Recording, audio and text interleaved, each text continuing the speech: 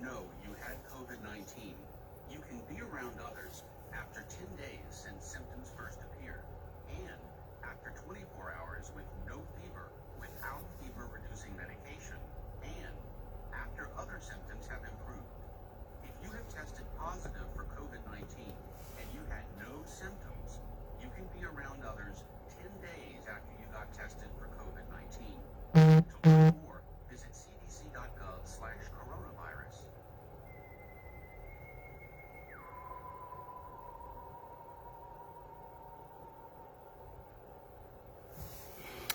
What up, good people? We're going to start the show here soon once these bumpers go out.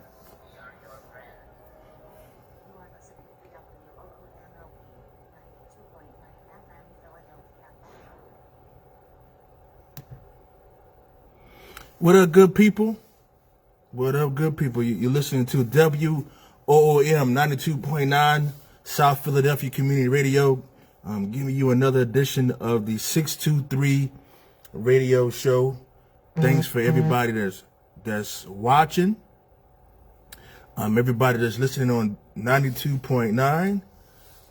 It's good to have everybody here. Again, this is South Philadelphia Community Radio 92.9. It's been a little while. I know I've been telling everybody I was going to try to do this at least twice a month, but I don't think that's going to happen. So we'll try to do them at least once a month. I think I can do that, but we're going to try to do that anyway. I know a lot of our members have been asking, hey, Hooker, when you going to do the show? When you going to do the show?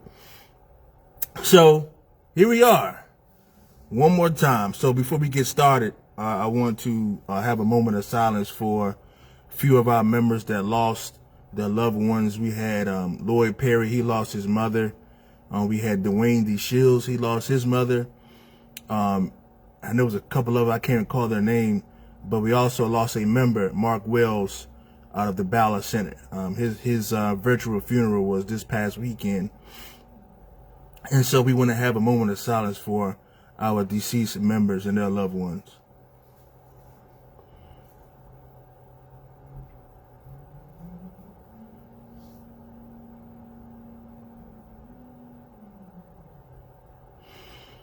All right, good people. So we're going to jump right into it.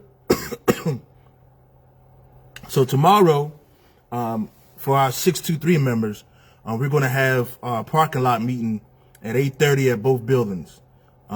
West Gate and the East Gate at PHL, the Wiccaco and Oregon Avenue sides at Oregon Avenue.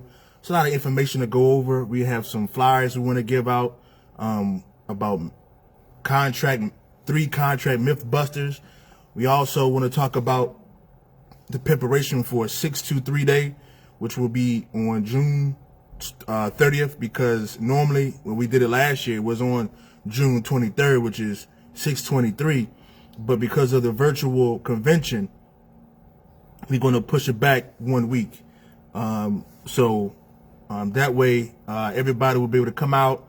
And that day is going to be the day that we officially launch our, contract campaign, 623 versus 2023. Essential now, essential 2023. You guys will meet our rank and file contract committee. We got Kim Mack Thomas. She is a part-time rank and file member at the Twilight shift at PHL. We have Mike Regal, who is a shop steward for the feeder department. We also have Eddie Brooks, who is a shop steward for the Mount Airy Center at Oregon Avenue. Robert Trainer, he's a full-timer, 22-2, and he's from Oregon Avenue. We also have Ryan Boyd. He is a part-timer for the Ramp Carter's division. So all of our areas are covered.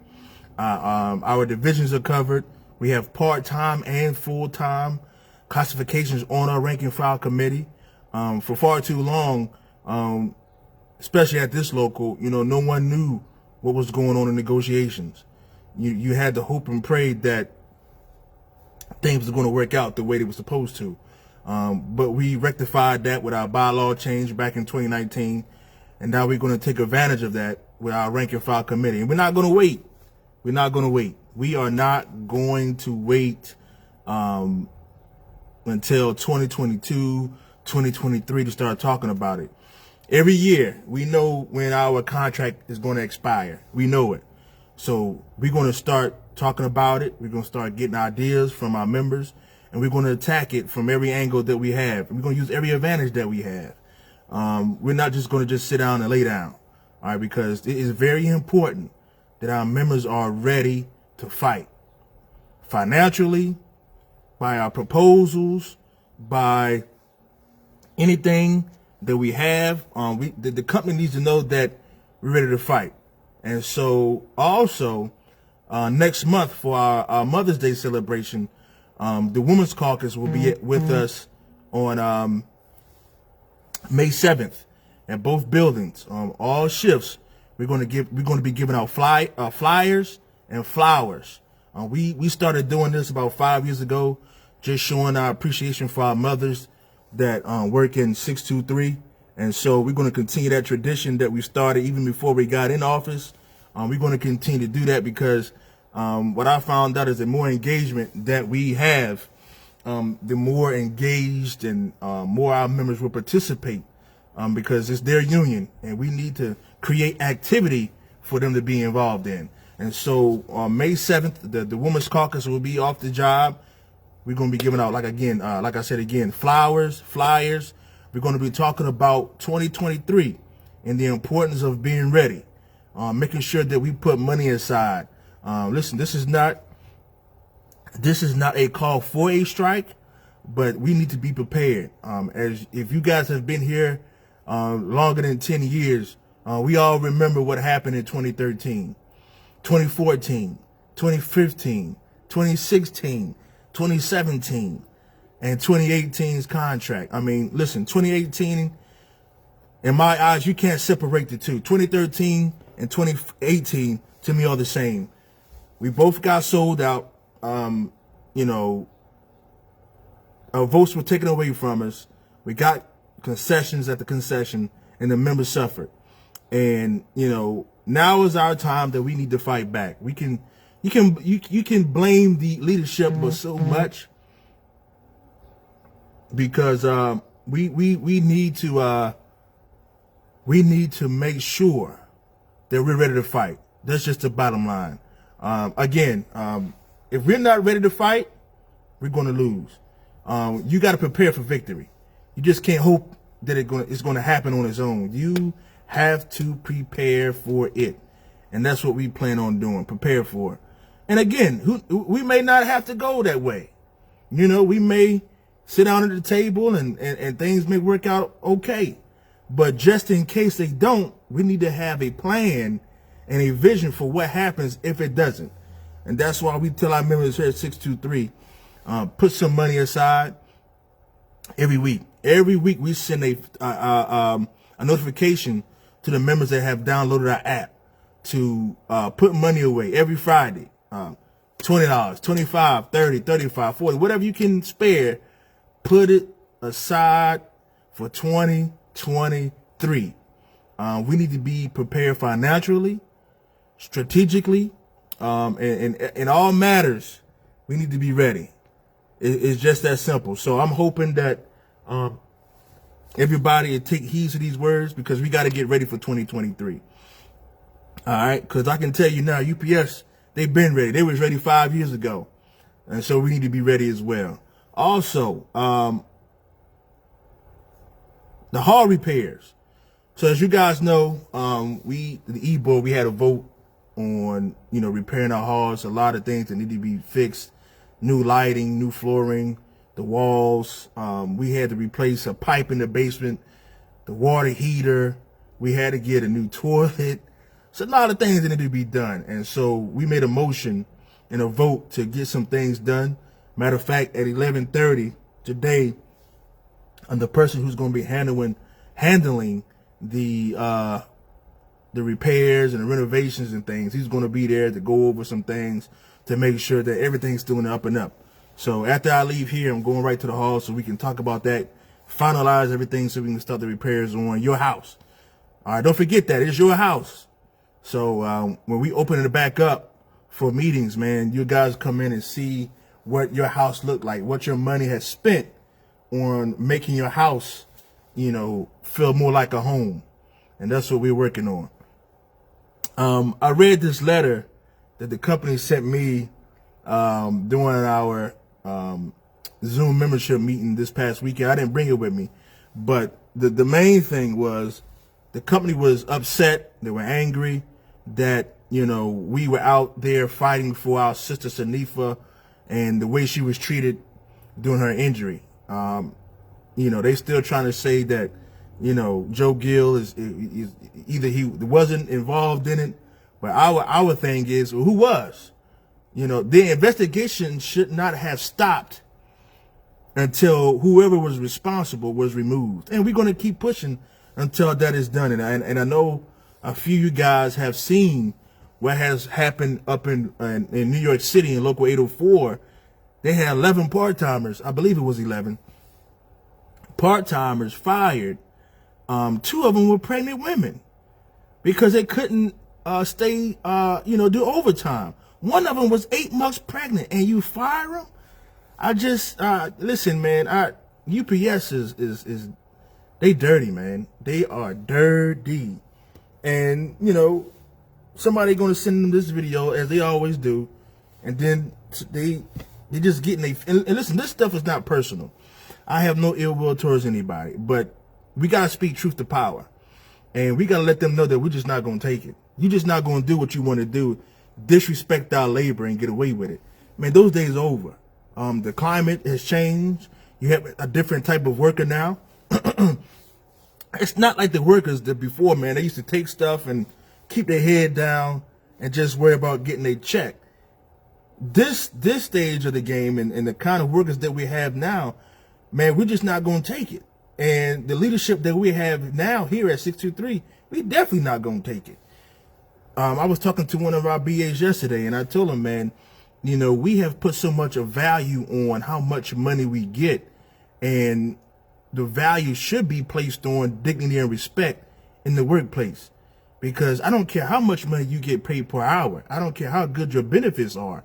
If you're constantly being disrespected and overworked and all this stuff and being harassed and intimidated, it never matters how much money you get paid, because you're equating your wage with how you're being treated.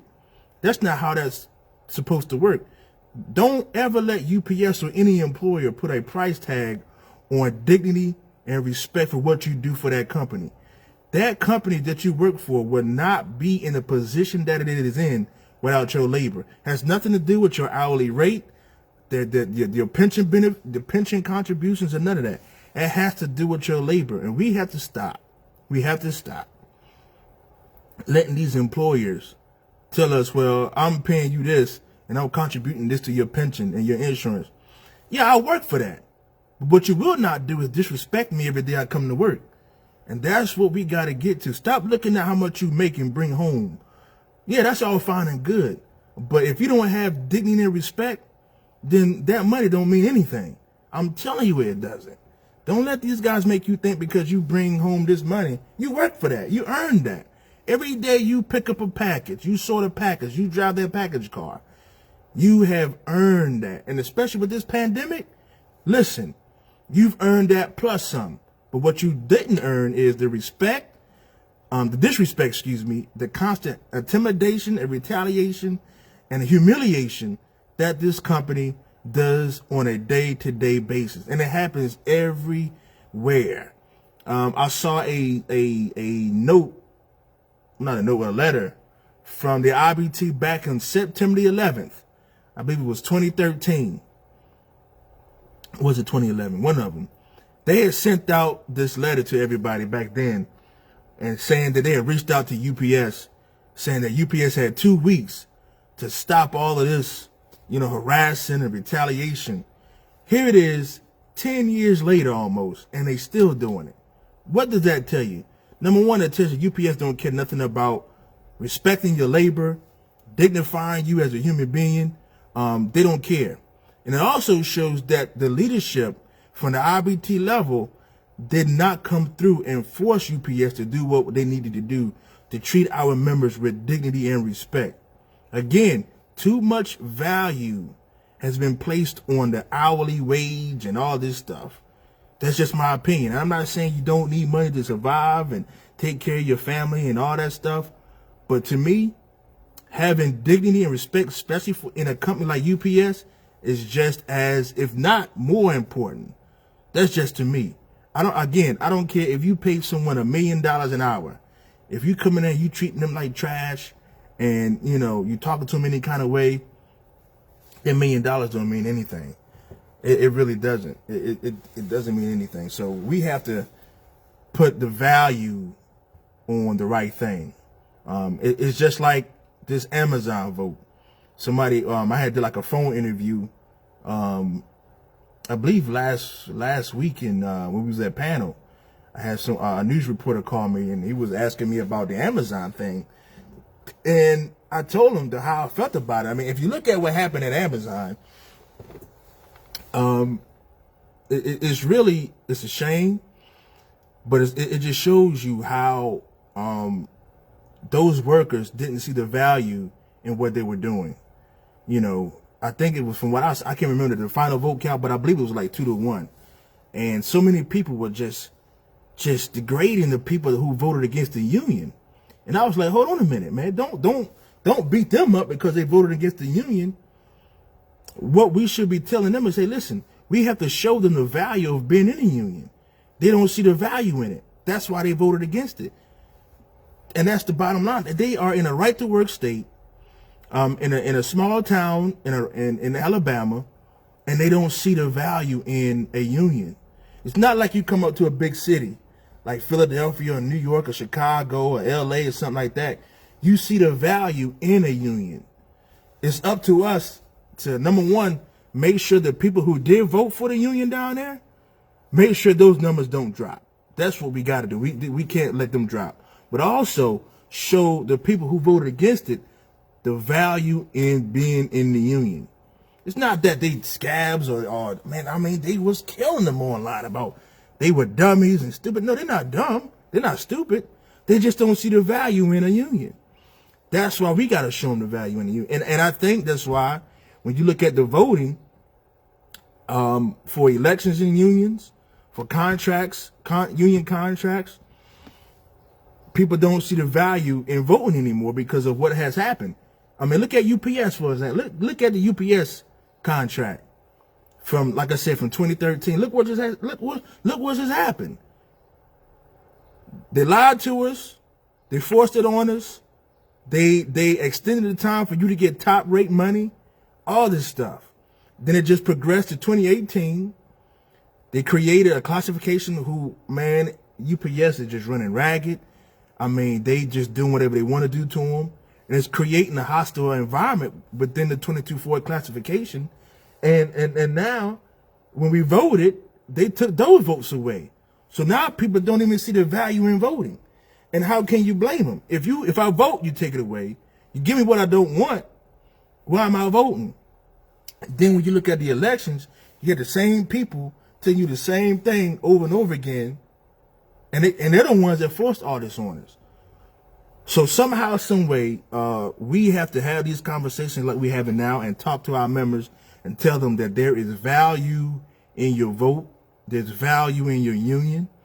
And we have to show them that. We have to demonstrate that. When there's a fight, we need to show up for our members. No matter how small you may think it is, we still have to show up. And speaking of fights, as you guys know, our 1650 case was postponed by the company last month at panel. So in May, I'll be putting on that case for our 1650. And as you guys know our stance, everybody should be raised up. Not just one shift or whatever the case may be. Everybody not at 1650 should be at 1650. We're going to fight for that. So it's a lot of things that going through the case and putting the case together that they're going to have to answer for. And again, all we're asking for is to go to arbitration. If we can win at AAPGC, man, that would be perfect. But I don't know if we will. but all we want is to go to arbitration, and so we can have the arbitrator decide on what's right. Again, we got people who've been working here almost 10 years, not at 1650, getting the pension contributions and getting the health benefits. But then we got people who just started, not peak season hires, not seasonal hires, full-blown union members who got bumped up before a lot of these people, and that's just not fair. And that's why people don't see the value in a union, because of things like that. Yeah, sis, we still fighting for it. They postponed the case last month. The company did, so they can't postpone it anymore. Each side gets one postponement. Next month is going to be held from. It's going to be the panel next month is the week of May 10th through I think May 13th or 14th, somewhere around there. So yeah, we still gonna be fighting that shit. There's no way that we just gonna sit down and let this happen. We gotta fight all of this stuff. And again, to all our members on the other side of the break, at 10 o'clock, we gotta talk about how to conduct ourselves to make sure that UPS will not try to come after us, because they are very, very upset. They're angry at the way we've been coming at them. So on the other side of the break, we'll talk about that in detail. Also, we'll talk about the virtual convention for the Teamsters that's going to be taking place from June 21st through the 25th. Also, we're going to be talking about some activities that's going to be going on during 623 Day, and what to look for at our parking lot meetings tomorrow. So you're listening to WOOM 92.9 South Philadelphia Community Radio. I am your host, Richard Hooker Jr., Secretary Treasurer of Teamsters Local 623. I was about to say Richard Hooker again. All right, so we'll be back on the other side of the break.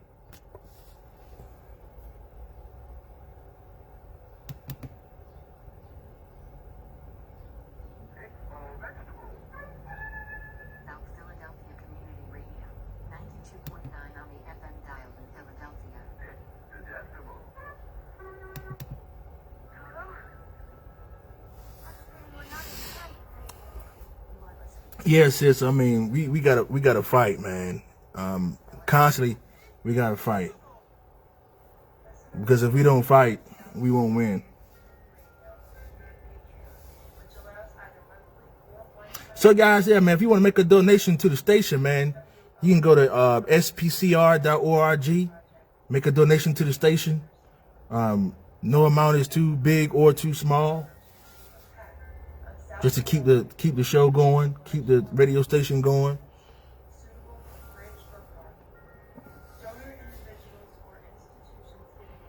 Yeah, man. That's just new wisdom, Joan. Each day I get more and more wisdom. That's why the grades coming in. That's where they coming in, Joan. What up? What up? Look, man. After this break, we'll get back on the air. If you think or know you had COVID-19, you can be around others after 10 Hey, Joan, if you want to, I'm gonna put a bumper out after the break about getting more members to join the Women's Caucus. So if you want to put your phone number out there, I can read it to everybody, and all the 623 women can join the caucus and get ready for our upcoming events. others 10 days after you got tested for COVID-19. To learn more, visit cdc.gov/coronavirus.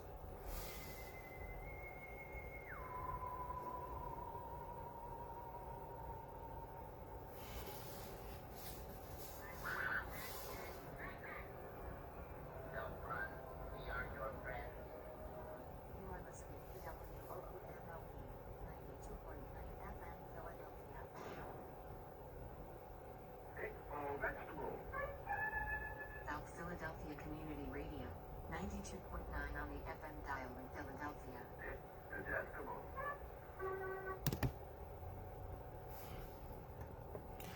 All right, good people, welcome back to South Philadelphia Community Radio.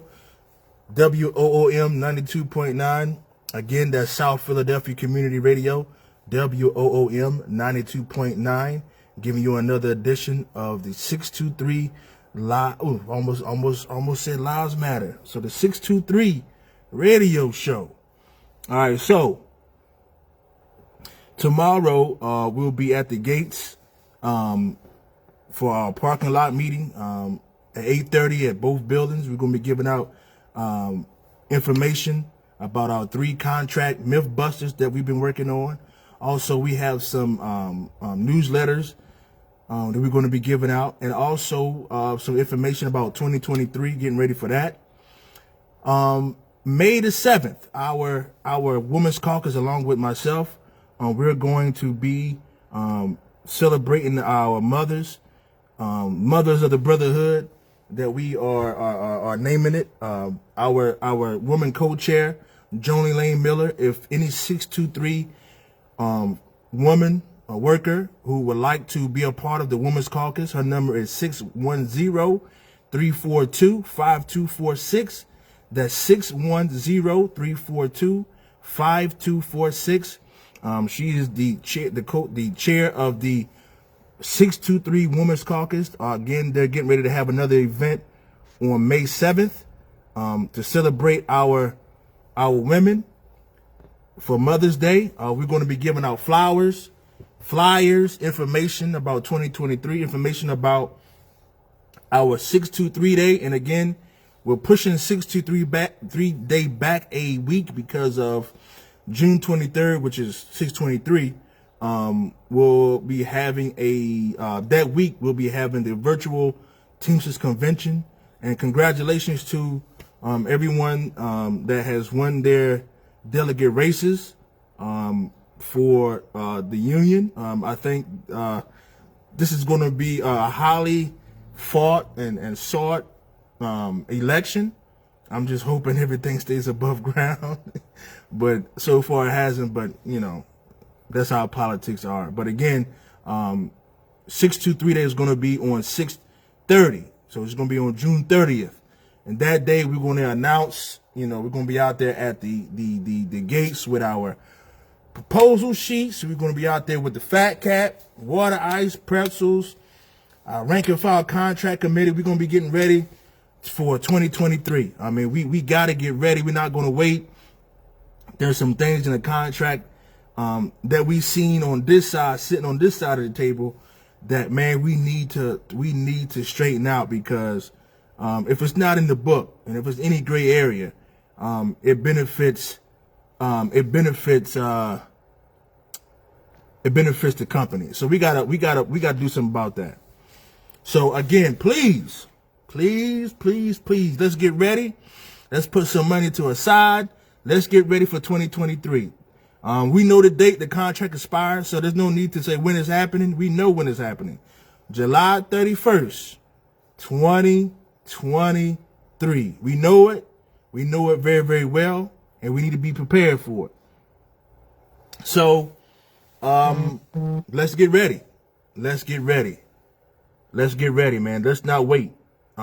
This Sunday, we're bringing back a Vision for Victory show. It's been a while since I was able to do that, but man, it's just busy. So we got our brother from the Rail Division, Keon Liberato. He's gonna be back. Everybody loves when we did that show together, so he's gonna be back. We're gonna be talking about relational representation. All right, relational representation and what that means, and how the Teamsters and how other unions can benefit from having a relational representation with their members, and how we can use that to fight against our employers. All right, so relational representation. All right, so that's right, Paul. That's right, man. Victory loves preparation, and so we got to get ready for this election that's coming up, man. It's going to be hard fought. I mean, the campaigns are really getting a high gear. Some of the stuff I wish wouldn't be going on, but I mean, again, you guys know I hate politics. I mean, I really do, but unfortunately, it's a part of, The jobs are part of this situation that we're going through with elections. But I think it's going. In my personal opinion, and this is just me. This is not somebody told me this or whatever. But I just believe that this is going to be tighter than it was last time. And I think the women that are running are going to be the deciding factor. That's just me. If you look at the women we have running, man, I think some of them have some really, really good relational representation with most of our members. And so I think that's going to play a key fact, especially from our female members, man. I could just call some names from members out in my local who I can see will gravitate to a certain side because of that relational representation that they see, So it's going to be interesting. I think it's going to be interesting. Again, I think the female members that are running for office, I think that's going to play a key role in all of this. It should be good. It should be good. But again, please vote for ownership of your union. I get it. There's going to be a lot of stuff said, a lot of stuff done, but we gotta vote for ownership. To our 623 members, listen, this is very, very important what I'm about to tell you. The company they are in their feelings. They're upset. They're mad because the way that we've been fighting them, especially over this harassment thing and our sister Sanifa Burrell, her injury, they still upset about that because the way we've been coming at them about that. But again, listen, UPS is going to be UPS. And I know sometimes people say, well, if we push back in a certain way, and if we do a certain thing, then UPS is going to retaliate. UPS is always going to retaliate.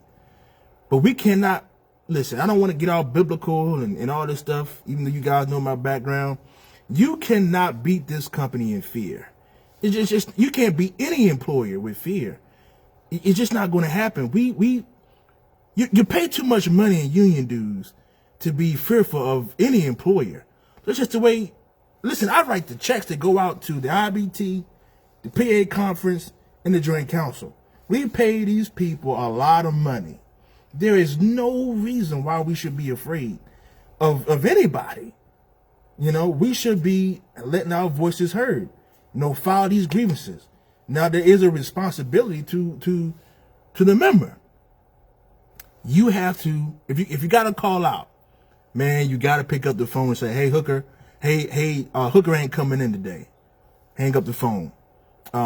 If whatever your methods is, if you're a driver, I believe there are 360 of them, follow all of them.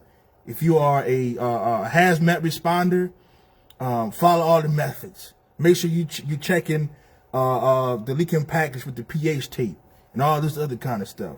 Clean up the spill. If you are a loader, 6-side check when you load that package into a can. If you are a preloader, make sure you scan the packages to the best of your ability. You ain't got to be Superman or Superwoman. Just work to the best of your ability and be safe. And there's nothing that UPS can do to you. The problem is what we do is we want to skip steps. We don't want to pick up the phone and tell them we ain't coming. We want to yell and scream and cuss at them. And I get it. I know they do it to us. But for whatever reason, the language in the contract does not benefit us when it comes to harassment. It just doesn't. We've been talking about this for years. I believe the number one issue for the members were harassment. And it's still not fixed. So, and I know people say, the politicians and the politics, well, it's going to be different now. Well, I'm just going to put this out there. Everybody that says it's going to be different now, you were sitting on the negotiating table for decades and you still didn't do it. So what makes me think you're going to fix it now? That's just my opinion. Again, that's just me.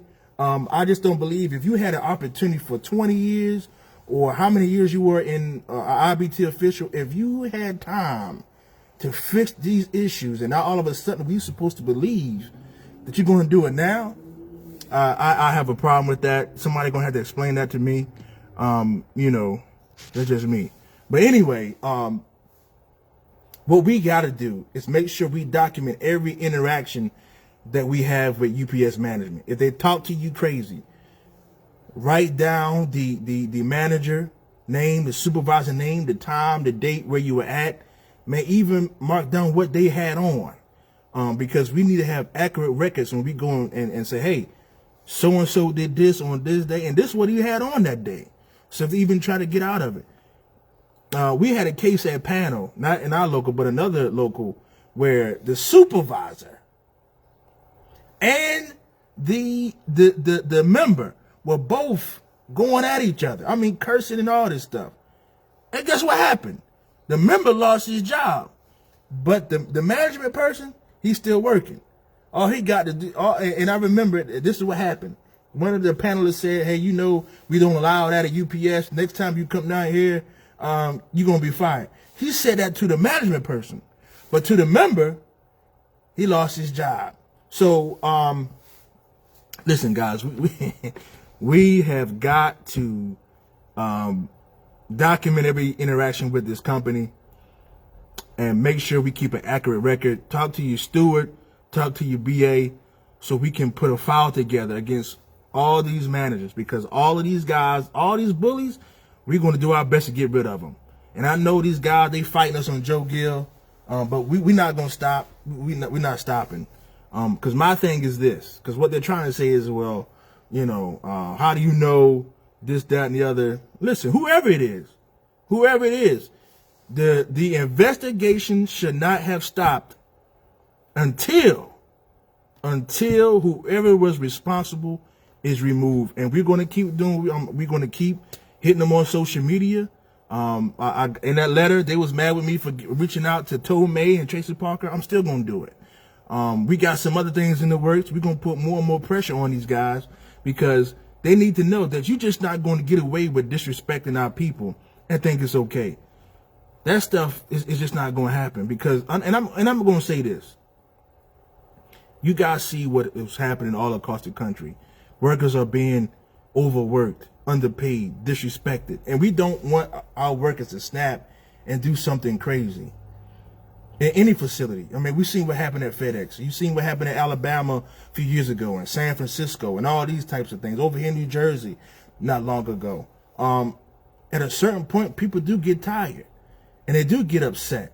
And so when I got a member, like one manager, he went to one of my members, clapping all in his face, shut the F up, and he's still working.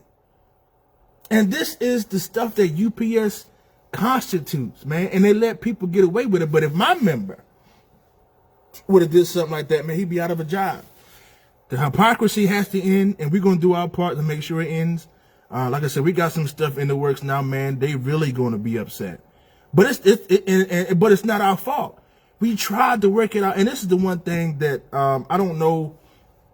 I know sometimes the management team, they go back and tell our members that I'm this and I'm that. I'm causing all these problems, and we can't work with you guys because Hooker. I'm gonna tell y'all something. Don't let them do you like that. Don't let them flip y'all against this leadership. Don't let them do that, man, because it's a power play. And I'm gonna tell you what they did the other day. They sent us a letter, a discharge letter for a member, right? And they worded it in such a way that it made it look like one of our shop stewards was the one who dimed the member out. That was done on purpose. I don't want to hear nothing about no mistake or nothing.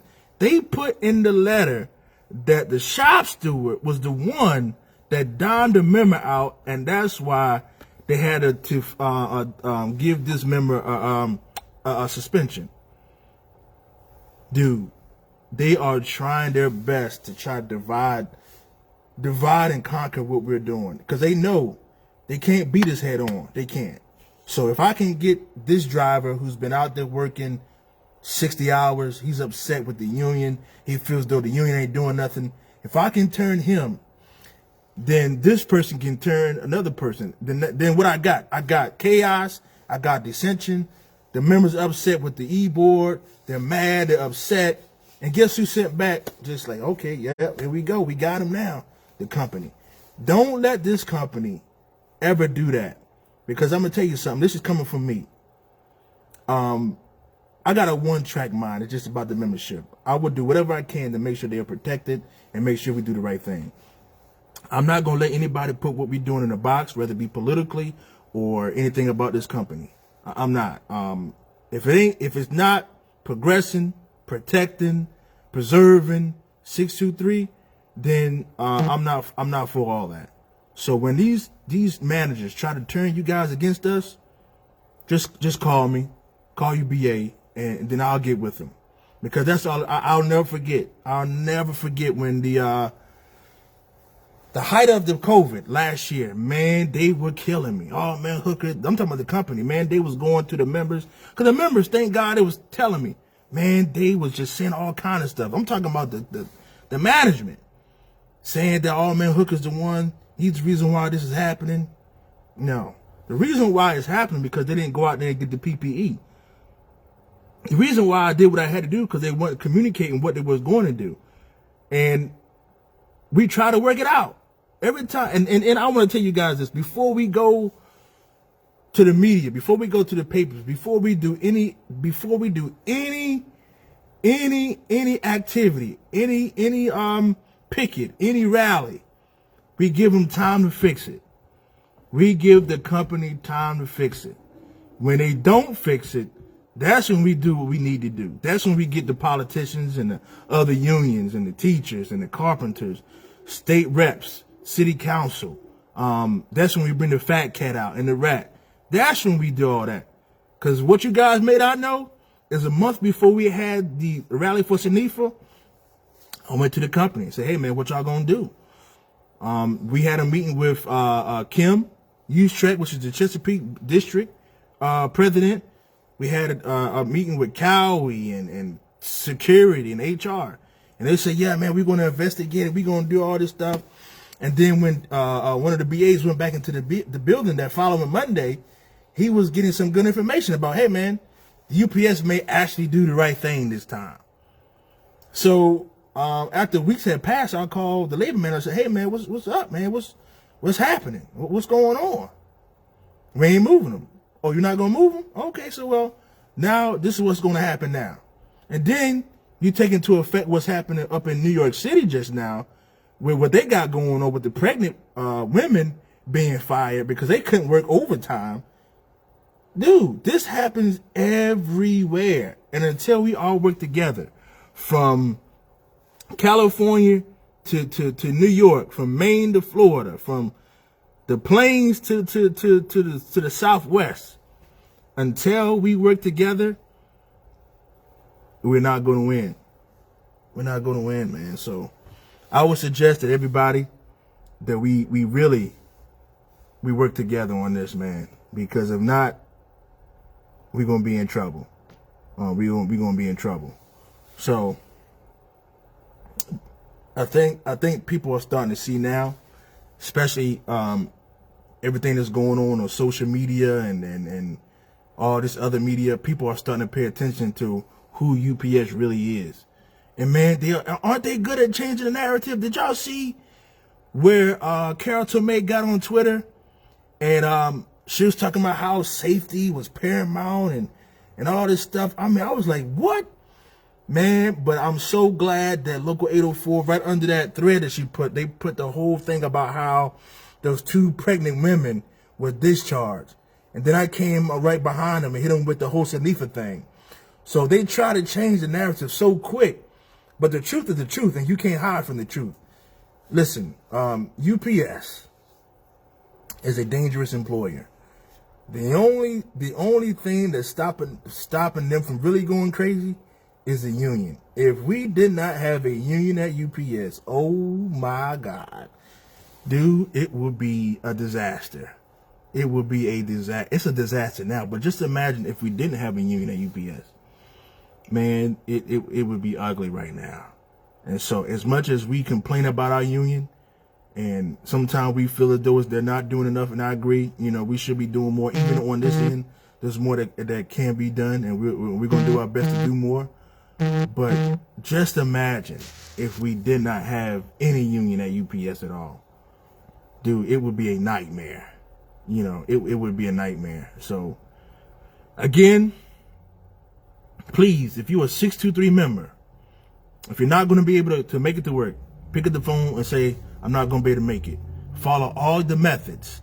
Drivers, listen, I never was a driver, so sometimes I am, apprehensive about talking about driver issues. But listen, I need you guys to follow the methods.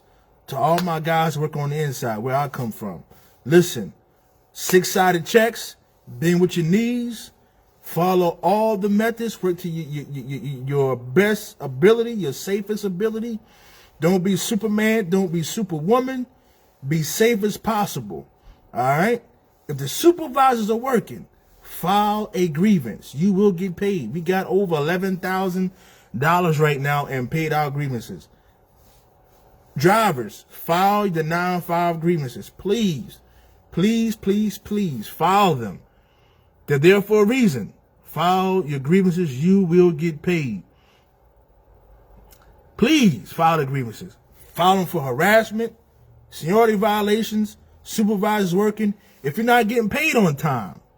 We just had a guy who got paid over $1,200 in penalty payments, right? Then the company still ain't paying him right. So guess what? He about to get some more penalty money. You know why? Because he filed the grievance. So my suggestion, my cry out to you guys, file those grievances. Listen, for all those who say, well, UPS going to do this, they're going to do it regardless if you file a grievance or not. All right? Don't work in fear. Don't work because you're afraid of retaliation. You don't have to worry about that. That's why we here. And we're gonna hold them accountable, just like they hold our guys accountable. Now, and I'm gonna tell you, to our members, I'm gonna tell you, if you are wrong, you're gonna get fired. You're gonna get fired if you're wrong. I'm telling you, you're going to get fired. If you are wrong, they're gonna fire you. And then we will have to go in there and make sure they're following the proper discipline methods. But you will get disciplined. I'm telling you right now. So make sure you're doing what you're supposed to do. They're upset, they mad, whatever. Listen, I don't care. Because you know why? Because for the last 21, 22 years I was here, they didn't care. They didn't care, and they still don't care. The reason why some of this stuff that they're doing, and they know they should be moving Joe Gill, they know, but they can't move them right now. Or they're going to, listen, it's going to happen. One or two things is going to happen. They're going to get tired of getting all this bad press because it's more to come, and it's going to get worse. I'm just telling you right now, it's going to get worse. Either they're going to move them to save face, or again, it's going to get real bad for them. But right now, they're trying to be tough because we're not going to let the union dictate to us on what we do to our management team. That's what this is all about. They know they should have been moved. This guy, if it was their daughter or their loved one or their spouse or somebody that a management person would let sit there with a broke wrist and two bones in their arm, dude, they would have moved that guy. But because it's the union, because we're fighting back, we're not going to let the union make us look like this and make us feel like when they push back, we're going to move. That's what this is about. Because in the letter, they admitted that they were wrong. They admitted to it. So somebody got to pay for it. You know, if Joe Gill, whoever, somebody going. Somebody is going, and that's on them. If they could do it, and this is the thing, they could have did it the right way. None of this would even have been like that. It could have been nice and quiet behind closed doors, but this is the company, man. They want to be bullies. So, well, again, you stand up to a bully and you fight back. And that's what we're going to do. All right? That's what we're going to do. So we got about 7 more minutes. So I'm going to get a real quick recap. Tomorrow, 8:30, both buildings, we're going to have a parking lot meeting. We're going to be giving out a lot of information about some future things that the union is going to be involved in. In about an hour, I got a meeting with the person who's going to be handling our hall repairs and renovations. Also on May 7th, the Women's Caucus, along with our See how you doing me, cuz? You come on here talking about, see, that's wisdom though, cuz. That's wisdom right here, man. You know what I mean? And we're gonna be at both sides, Keith. We're gonna be at both sides. West and East Gate tomorrow 8:30. All right, we're gonna be at both sides. May 7th, Women's Caucus gonna be out. Oh yeah. And I bring it up to him too, Joan. If it was Carol Tomei, man, they would have flew the doctors in UPS to get her. They would have, but because it was our member, this is what they do. But they messed with the wrong local. They did. The one thing that I really can't stand, and maybe I don't know, I just don't like to see women disrespected. I just, that bothers me so bad. I'm not saying, I know women, men, we tough guys, whatever, we can take it. But man, it just bothers me when women, especially hardworking women, when they get disrespected, man, that really, it does something to me. Y'all pray for me, man, because it bothers me real bad, man. And to see Sanifa out there, man, broke all up, man, and they let us sit there. Dude, somebody got to pay for that, man. And they will. They will. Regardless of how long it take. Somebody gonna pay for that. It just is. And I know somebody gonna send this, they gonna see it, and they gonna get more upset, but I just don't care, man. I just cannot stomach, man, women getting disrespected. What up, John? What's up, brother? I just can't deal with it. Especially hard-working women, man. I mean, you come to work every day, you work hard, you go home and you take care of your family, man, and then when you come to work, you get disrespected, man. And by a man? Come on, man. All he had to do was get her to the hospital. That's all he had to do. Because if it was his daughter, if it was his wife, he would have made the call. He would have. But y'all pray for me, man. Lord have mercy. But again, May 7th, the Women's Caucus is going to be out. They're going to be giving out some information about 2023, fighting for a better contract. June 30th is going to be our 623 day. We had to push it back because of the virtual convention. Again, and I said it before and I'm going to say it again. I think, and this is just my opinion, with the IBT election coming up, I think that with the election coming up, I think the women that are running for these offices, I think they're going to be the deciding factor. Nothing against the men, but the way I'm looking at everything that's going on with the women who running, I think they have the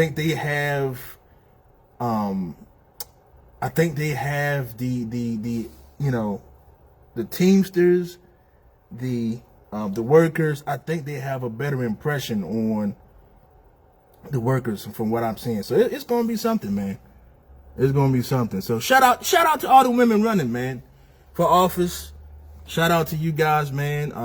I think this is great. I think we got what, eight or nine women combined running for office, I think, this time. I mean, that's an achievement in itself. And when you look at the membership breakdown, I think it's about 45% women now. So they should be in more of a leadership capacity. They should be.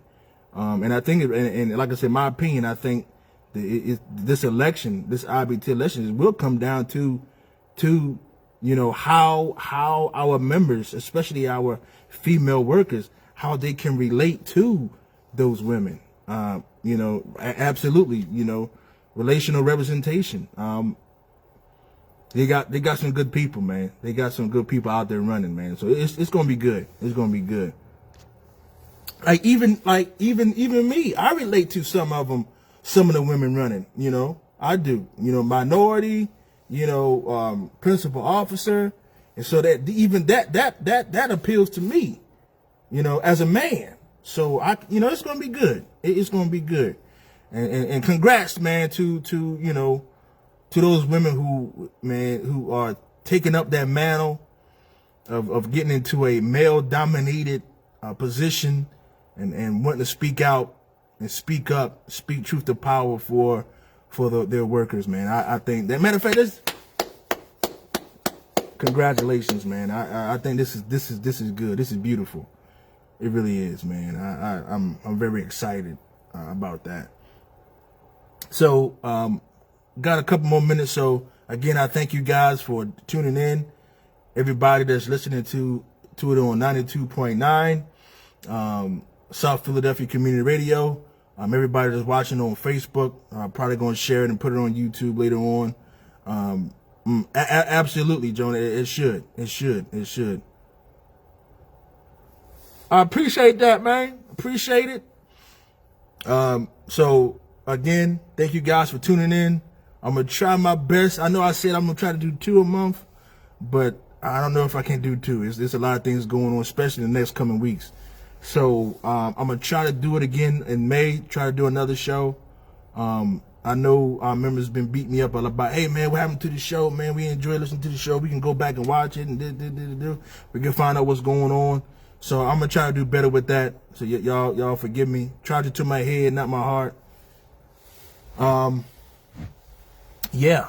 So I'm going to get ready and get out of here. Again, thank you guys so much.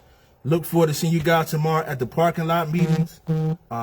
We appreciate you guys. And again, to all members of 623, I can't say thank you guys enough. I really can't. This is an honor and a privilege to do this job.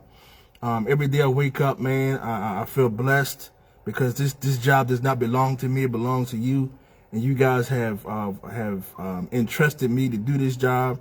I'm not perfect, nor will I ever be, but I will always do what is right by the members, even if it hurts politically. Again, you guys know I just don't care. I hear you guys talking about this IBT election. I know how you feel about the candidates running.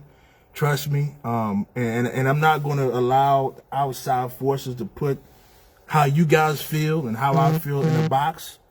We're going to continue to fight the company. That's our main objective. We understand we do need a leader who will best represent us as a whole at the IBT level. But my thing is, to everybody that's going to watch this now and watch this later, please, whatever you do, let's vote.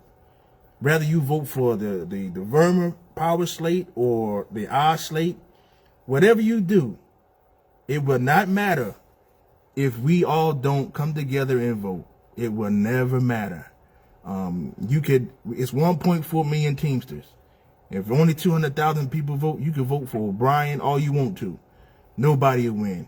If only 200,000 people vote, you can vote for Verma all you want to. It will not matter. If you really want change in this union, then you're going to have to vote for ownership. You're going to have to vote. You're going to have to vote. All right?